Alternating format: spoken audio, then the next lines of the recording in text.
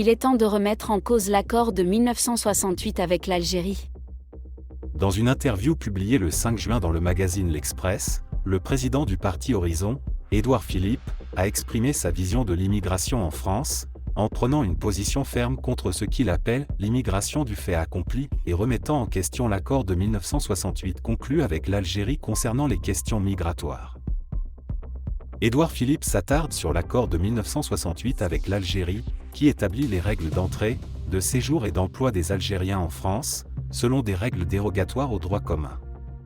Il affirme que les raisons qui ont conduit à la négociation et à l'adoption de cet accord, ainsi que la situation actuelle, l'amènent à penser qu'il est temps de revenir en arrière.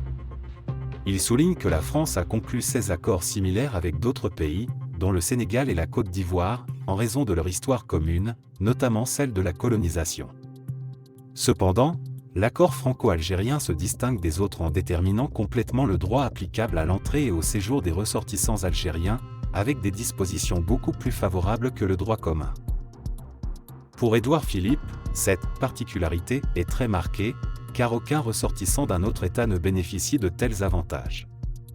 Par exemple, un Algérien qui peut prouver 10 ans de séjour, même irrégulier, sur le territoire français, a le droit de recevoir un titre de séjour en vertu de cet accord.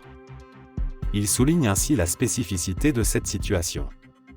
Selon lui, aucune politique migratoire cohérente n'est possible sans remettre en question l'accord franco-algérien.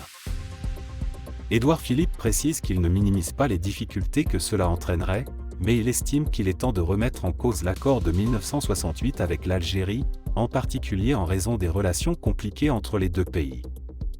Xavier Driencourt, ancien ambassadeur de France à Alger, partage également ce point de vue, affirmant que cet accord relève de l'anomalie et qu'aucune politique migratoire cohérente n'est possible sans le dénoncer.